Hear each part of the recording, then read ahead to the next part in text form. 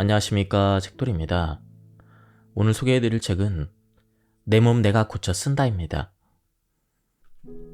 저자는 미국 자연의학 전문가 이경원, 출판사는 책과 이음입니다. 그럼 바로 본문을 보도록 하겠습니다. 면역력을 떨어뜨리는 주범들. 대부분의 박테리아와 바이러스는 우리 몸의 외부와 직접 통하는 코와 입을 통해서 들어옵니다. 따라서 면역병력의 반 이상은 코와 입부터 기관지, 위, 소장, 내장, 항문에 걸쳐 직결해 있으면서 박테리아와 바이러스뿐 아니라 알레르기를 일으키는 먼지와 진드기, 꽃가루 등을 잡아내죠. 또 음식의 알레르기 성분, 가공식품의 첨가물, 대장의 독소, 나쁜 박테리아와 곰팡이들도 포착해서 없앱니다. 그런데 대장에 나쁜 박테리아와 곰팡이가 번성하고 변비도 심해서 대장에 독소가 많아지면 이러한 독소와 박테리아, 곰팡이가 장벽을 뚫고 혈액으로 들어가 전신을 돌게 됩니다. 그러면 혈액 속의 백혈구들이 이들 나쁜 균과 독소를 잡아 없애느라 면역 소모가 많아지기 때문에 호흡기 등 다른 곳을 지키고 있는 병력이 약해지는 것이죠. 이러한 틈을 타서 감기나 신종플루, 각종 질병들이 쳐들어오면 당연히 대항할 힘이 부족해서 병에 걸리기 쉬워지는 것입니다. 모든 병은 입에서 시작됩니다. 특히 체질에 맞지 않는 음식을 먹으면 알레르기 반응이 일어나고 이것을 잡아내느라 면역 소모가 커져서 면역력이 약해집니다. 그러면 암세포가 생기고 나쁜 병균들이 들어와도 잡지 못하고 놓쳐서 병에 걸리게 되는 것이죠. 그러므로 모든 병은 입에서 시작된다라고 할 수가 있습니다. 체질에 맞지 않는 음식을 지속적으로 먹으면 몸 전체 건강이 나빠지고 쉽게 다른 질병에 걸리게 됩니다. 따라서 평생 병에 걸리지 않고 건강하게 살아가려면 평소 자기 체질에 맞는 음식을 먹는 것이 매우 중요합니다. 자연의학에서 자연치료제와 함께 올바른 음식 섭생을 강조하는 이유가 여기에 있습니다. 건강식의 기본은 탄수화물 50%, 단백질 30%, 좋은 오일 20%와 야채, 과일, 섬유질을 골고루 먹는 것입니다. 탄수화물만 많이 먹으면 영양은 부족한데 당뇨와 비만이 될 수가 있고 식사 1시간 후에 혈당이 너무 떨어져서 졸음이 쏟아지죠.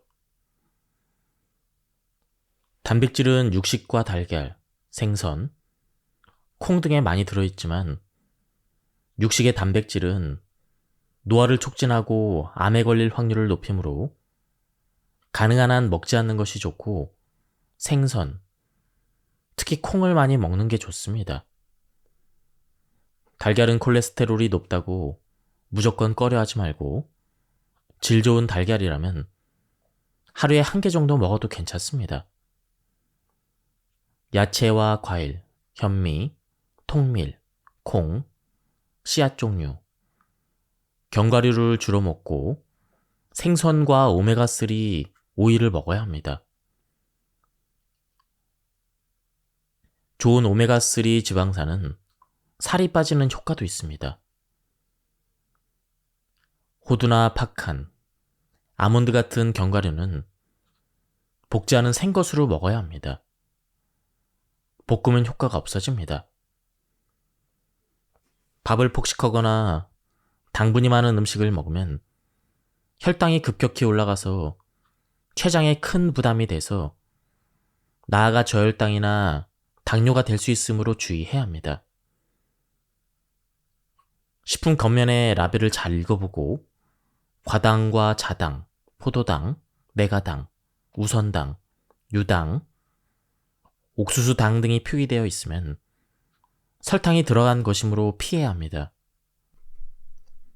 가능한 한 육식을 줄이고 버터와 마가린, 가공한 트랜스 지방, 그리고 백미, 흰 밀가루, 달달한 것, 가공식품을 금해합니다. 면역은 장벽에서 소화가 다 되지 않은 육식의 단백질과 글루텐을 적으로 오인해서 공격합니다. 이때 염증을 일으키는 물질을 분비하게 되는데요. 이 물질이 장벽을 상하게 해서 장내 독소가 몸속으로 더 들어오게 되는 것이죠. 글루텐이 들어있는 대표적인 음식은 밀가루와 호밀, 보리, 귀리 등이 있으며 이런 음식은 가능한 한 피하는 것이 좋습니다. 쌀과 옥수수에는 글루텐이 없습니다. 포화 지방산과 콜레스테롤이 많은 육식을 피하고 생선과 콩을 먹어야 합니다. 고기가 정 먹고 싶다면 껍질을 벗긴 닭고기를 조금만 먹습니다. 베이컨이나 햄 같은 가공육은 암을 유발하는 물질이 있으므로 피해야 합니다. 식품 첨가물이나 인공색소, 인공향료를 피해야 합니다. 이러한 물질들은 우울증이나 천식, 알레르기, 편두통 등 많은 질병을 일으키고 아이들의 집중력과 학습 능력을 크게 저하시킵니다. 다음은 우리 몸에 좋은 음식입니다. 채식을 하지 않는 사람이 심장병, 암, 중풍, 관절염 등 각종 만성 퇴행성 질병에 걸리기 쉽다는 것은 잘 알려져 있습니다. 채식에는 항산화 작용을 하는 영양소와 섬유질과 필수 지방산이 많이 있고 포화지방이 적기 때문이죠. 특히 채식의 섬유질은 위장에서 오래 머물기 때문에 식후에 혈당이 과도하게 오르는 것을 방지하고 배가 부른 느낌을 줘서 소화효소의 분비를 증가시킵니다. 또한 장을 통과하는 시간이 짧아서 변비를 없애주죠. 게다가 장내 소장균, 대장균의 식량이 되어 증식을 돕고 대변의 양을 늘리고 대장의 독소를 흡수해서 배출시킵니다. 야채, 과일, 콩 같은 수용성 섬유질은 장 점막세포의 식량이 됩니다. 그래서 섬유질이 부족하면 장 점막세포가 부실해지고 장 점막에 작은 구멍이 생깁니다. 그리고 소화가 안 된 음식 분자와 나쁜 균들이 이 구멍을 통해 혈액으로 들어오게 되죠. 이것을 장벽이 새는 증후군이라고 하는데 음식 알레르기, 염증, 자가면역 질병 등 갖가지 원인 모를 만성병을 만들어내는 원인으로 작용하죠. 산성인 동물성 식품을 줄이고 알칼리성인 칼슘과 야채, 과일을 많이 먹어야 합니다. 신맛이 나는 과일은 산성이지만 이러한 산은 소화에 다 쓰이고 알칼리성만 남게 돼서 몸에는 알칼리성으로 작용합니다.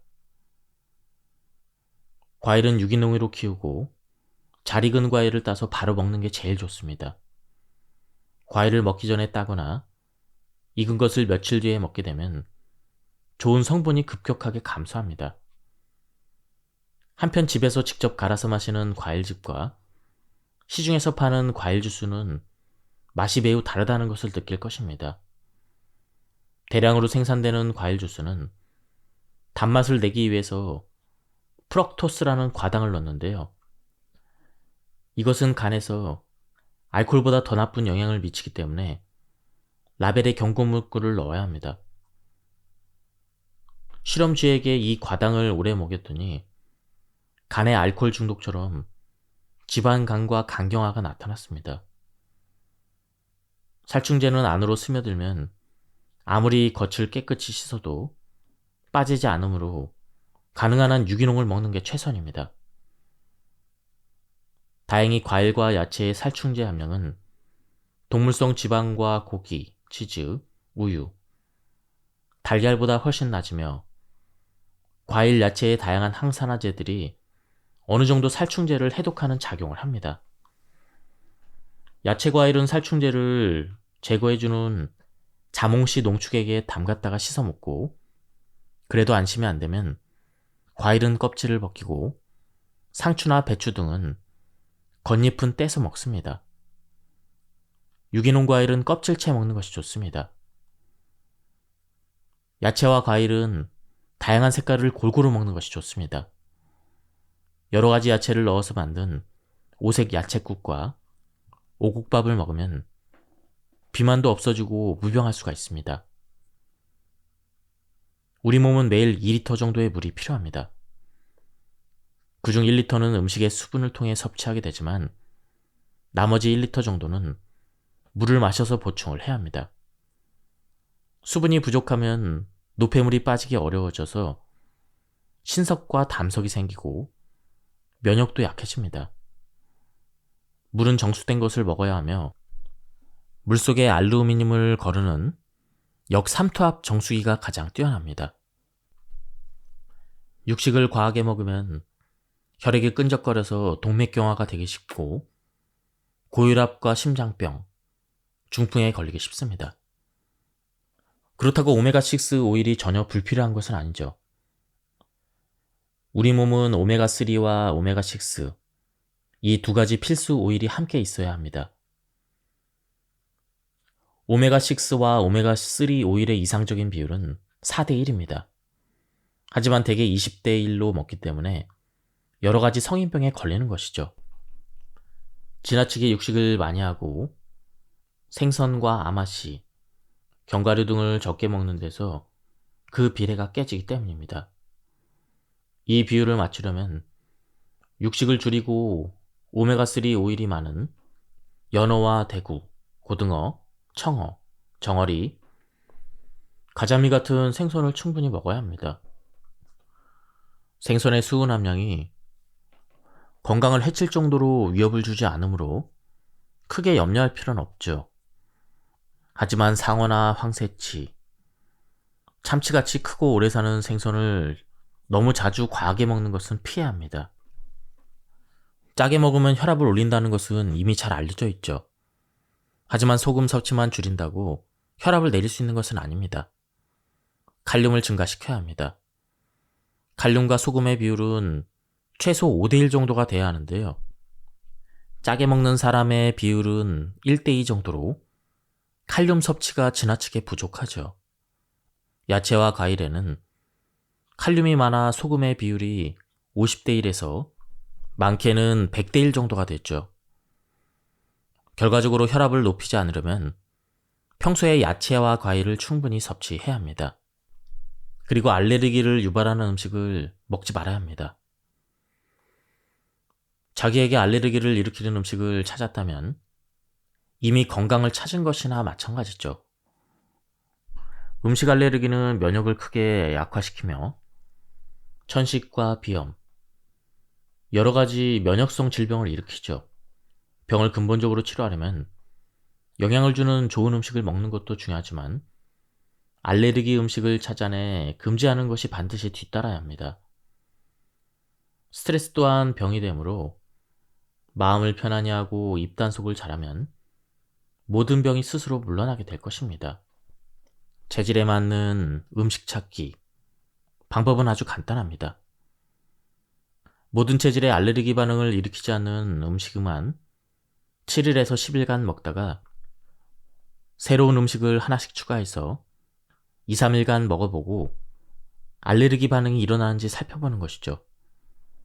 나쁜 반응이 나타난 음식은 즉시 중단하고 기록을 해둡니다. 나쁜 반응이 나타나지 않으면 이 음식을 중단하고 며칠 간격을 두었다가 새로운 음식을 추가해서 먹어봅니다. 구체적인 방법은 쌀밥과 야채, 과일 위주로 7에서 10일간 먹습니다. 알레르기 반응은 대개 1시간 이후에 나타나는 경우가 많지만 어떤 것은 6시간이 걸리기도 하므로 6시간 후에 다음 식사를 하는 것이 좋습니다. 무슨 양념을 넣었는지도 기록해둡니다. 그리고 이 기간 동안 모든 육식과 생선, 게, 새우, 조개, 오징어 등의 해물과 달걀, 유제품, 초콜릿, 설탕, 커피, 가공식품은 금해야 합니다. 체질에 맞지 않는 음식을 먹으면 다음과 같은 증상이 나타나죠. 머리가 무겁고 아프고 약간 어지럽기도 하며 식후에 식곤증이 오고 속이 더부룩하며 소화가 잘 되지 않습니다. 눈밑이 검게 되거나 부어서 주머니가 생깁니다. 고종 알레르기의 경우 만성적으로 편도선이 붓고 감염이 잘 되며 부종이 있죠. 가장 잘 나타나는 증상은 두드러기와 두통, 소화불량 등으로 먹은 지 30분에서 1시간 안에 두드러기가 나고 피부가 가려운 사람이 있습니다. 다음은 노화 방지에 대한 부분입니다. 물론 사람이 늙지 않고 영생을 누리게 하는 약은 없습니다. 하지만 우리 몸이 왜 노화가 되는지 알면 그것을 어느 정도 완화시킬 수가 있습니다. 우리 몸은 세포로 되어 있기 때문에 세포가 건강해야 몸이 건강합니다. 세포의 건강은 세포막에 좌우됩니다. 세포막이 건실해서 유통이 잘 돼야 영양소가 들어가고 노폐물과 독소가 빠지는 작용이 순조롭게 이루어집니다. 세포막이 부실하면 세포가 노화해서 사망하고 사망하는 세포가 많을수록 신체 노화가 빨라지죠. 항산화제는 매일 생겨나는 활성산소로부터 세포막을 보호해줘서 세포를 건강하게 해주고 노화를 지연시킵니다. 우리 몸에서는 간이 항산화제, 글루타치온을 생산하며 이것의 생성을 도와주는 것으로 실리마린 같은 약초가 있습니다. 노화가 진행되는 또 다른 이유는 나이를 먹을수록 몸에서 복제되는 DNA의 질이 떨어지기 때문이죠.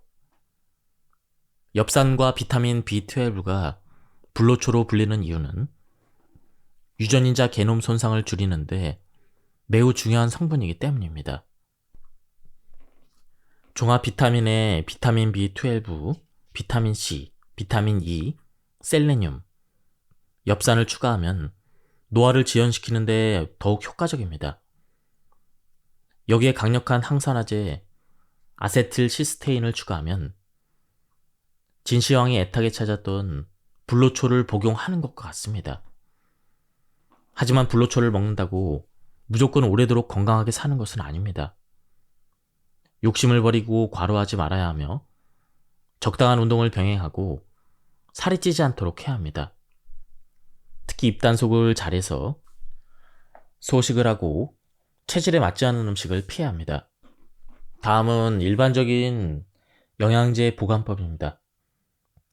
자연치료제 라벨에 쓰인 보관 방법을 보면 되게 건조하고 시원한 곳에 보관하라고 되어 있습니다.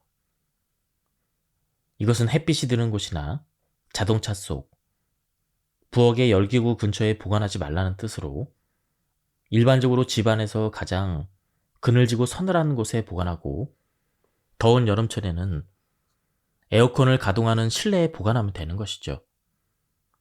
캡슐이나 정제는 냉장고에 보관하면 습기가 찰 수 있으므로 실내의 신선한 곳에 보관하는 것이 좋습니다. 병 안의 습기 제거제는 그대로 병 안에 두고 사용합니다. 단 기름 종류는 무조건 냉장고에 보관해야 합니다. 냉장고에 보관할 때는 습기가 차지 않게 뚜껑을 잘 닫는 게 중요합니다.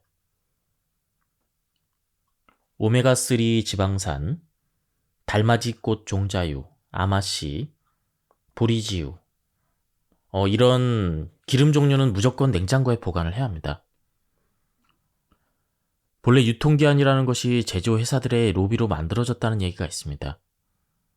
유통기한이 지난 제품은 아무리 멀쩡하더라도 판매할 수 없으니 결국 제조사의 공급량을 일정하게 늘려주기 위한 정책이라는 것이죠. 내 경우 유통기한이 지난 약초나 파우더를 여러 번 먹어보며 실험을 해봤지만 여전히 효과는 있었습니다.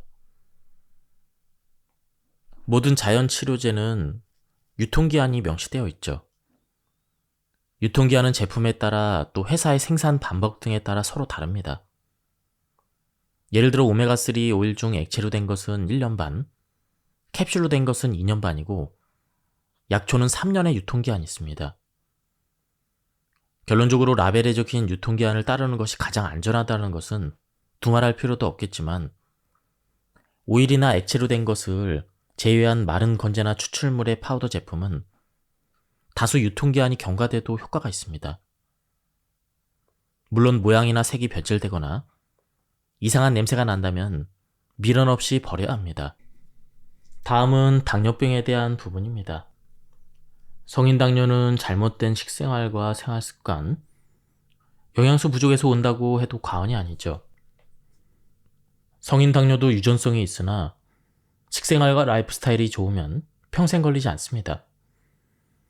흰 빵과 탄수화물, 육식을 주로 먹고 채소와 섬유질 섭취가 적은 서구적 식단이 당뇨와 비만을 일으키는 주범이죠. 육식을 많이 하면 동물성 지방의 불포화 지방산이 세포막에 침착돼서 세포가 인슐린에 둔감해집니다. 이렇게 세포의 인슐린 반응도가 떨어지게 되면 췌장은 더 많은 인슐린을 생산해야 하고 이것이 오래되면 췌장이 지쳐서 인슐린 생산 능력이 떨어짐으로 당뇨로 발전하게 되죠. 좀 더 이해하기 쉽게 설명하자면 세포막에 인슐린이 들어가는 문의 열쇠 구멍이 지방으로 막혀 있다고 보면 됩니다. 그래서 인슐린의 열쇠를 열지 못해서 혈당을 세포 안으로 밀어넣지 못하게 되는 것이죠. 혈당은 인슐린이 문을 열어줘야 세포 안으로 들어갈 수가 있습니다. 혈당이 세포 내로 들어가야 혈액 내 혈당 수치가 떨어지죠. 세포는 혈당을 사용해서 에너지를 생산합니다. 흰 밥과 흰 밀가루, 과자나 설탕, 이런 정제 탄수화물 등을 많이 먹으면 혈당이 갑자기 크게 올라가서 인슐린이 과다 분비됩니다. 그리고 혈액 내의 혈당을 세포 내로 갑자기 몰아넣기 때문에 혈당이 너무 떨어져서 저혈당이 됐죠.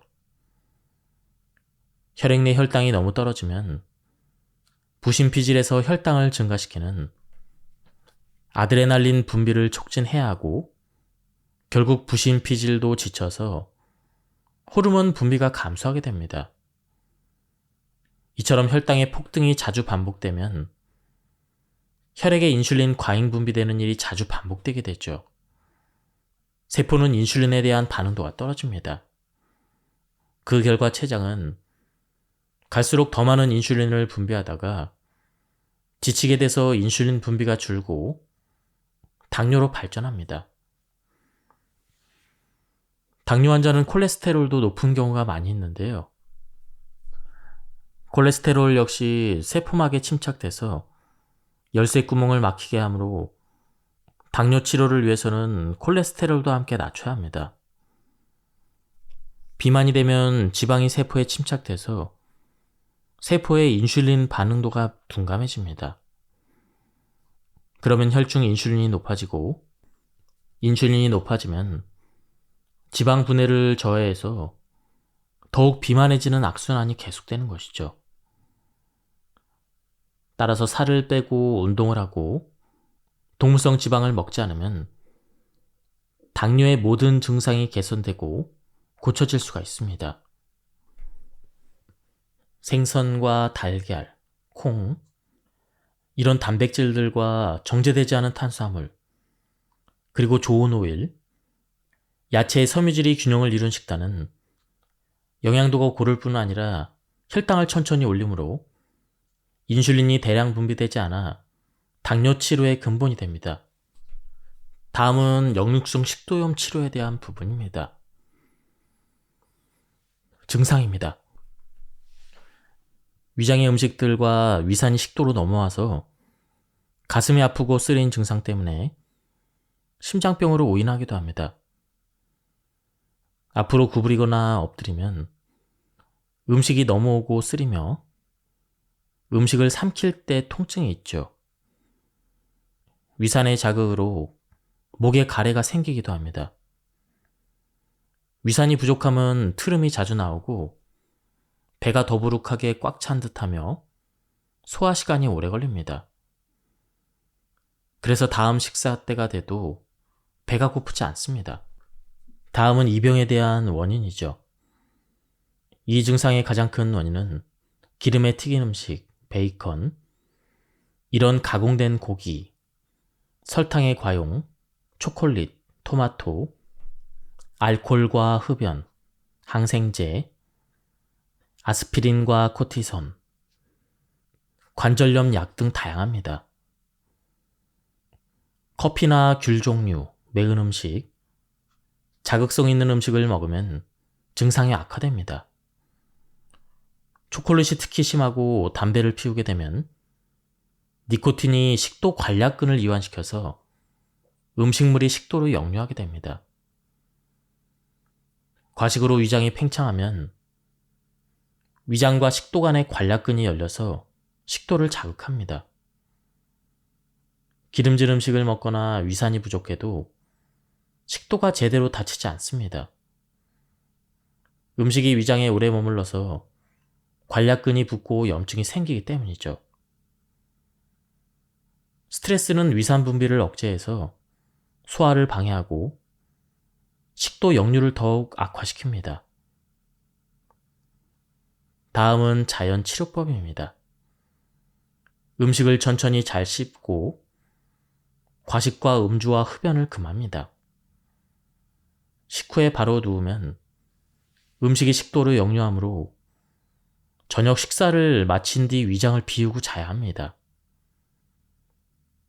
잠을 잘 때는 머리를 높게 하고 위산이 역류하지 않도록 해야 합니다. 위산이 많아서 식도 역류증이 생기는 경우는 매우 드뭅니다.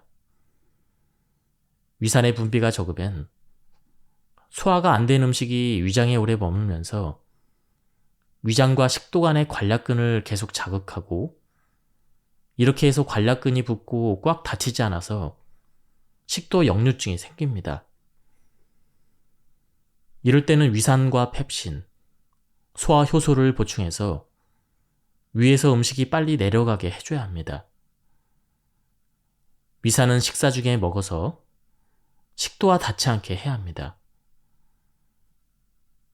만약 위산이 많아서 소화가 안 되고 가슴이 쓰리더라도 제산제를 먹지 않도록 하고 알칼리성인 산호칼슘이나 야채 과일을 먹는 것이 좋습니다.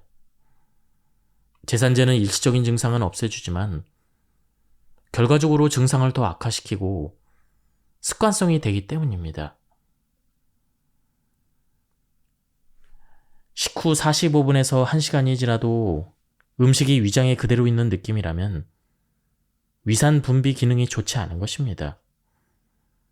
위산 분비를 촉진하는 방법으로 식사 전에 식초 1숟가락을 물 3분의 1컵에 타서 마시면 위산도가 높아져 소화에 도움이 됩니다.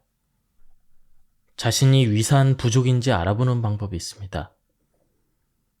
식당에서 초밥이나 생선회, 냉면, 샐러드 같은 찬 음식을 먹고 설사를 한다면 위산이 부족한 것입니다.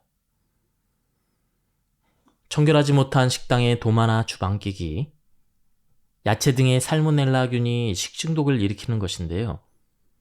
위산이 부족하면 살모넬라균이 위장에서 죽지 않고 통과해서 장에서 설사를 일으키기 때문입니다.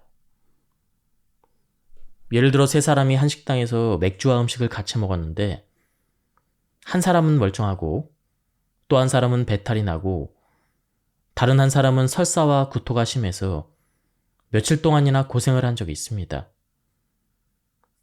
탈이 난 두 사람은 위산이 적은 데다 맥주를 마셔서 위산이 희석돼서 살모넬라균을 죽이지 못한 것이고 탈이 나지 않은 사람은 위산이 충분해서 살모넬라균을 죽인 결과입니다. 식후에 과일을 먹고 소화가 안 되는 사람도 위산 부족입니다.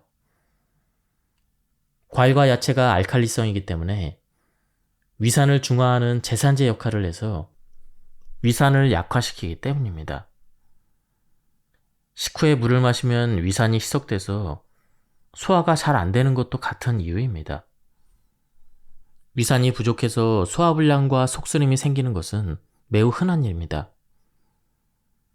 위산이 부족하면 배가 더부룩하고 트림이 자주 나오며 가스가 차고 변비가 생기며 변이 묽어지기도 합니다. 나이가 들면 소화 기능이 떨어져 위산과 소화 효소가 부족하게 되죠. 20, 30대의 젊은 나이에는 위산 과다가 있을 수 있겠지만 나이가 들면서 위산 과다인 경우는 매우 드뭅니다. 그런데도 많은 사람들이 잘못 알고 제산제나 위산 억제제를 먹고 있는 경우가 허다합니다. 이럴 때는 위산과 소화 효소를 보충해 주어야 하며 그렇게 해야 소화가 잘 되고 흡수도 잘 돼서 피로도 덜해집니다.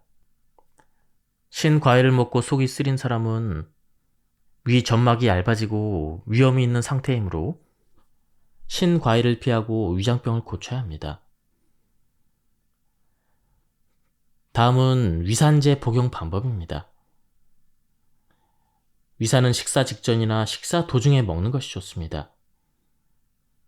만약에 위산 캡슐이 식도에 붙어서 녹으면 식도가 쓰리지만 음식을 먹으면 밀려 내려가기 때문이죠.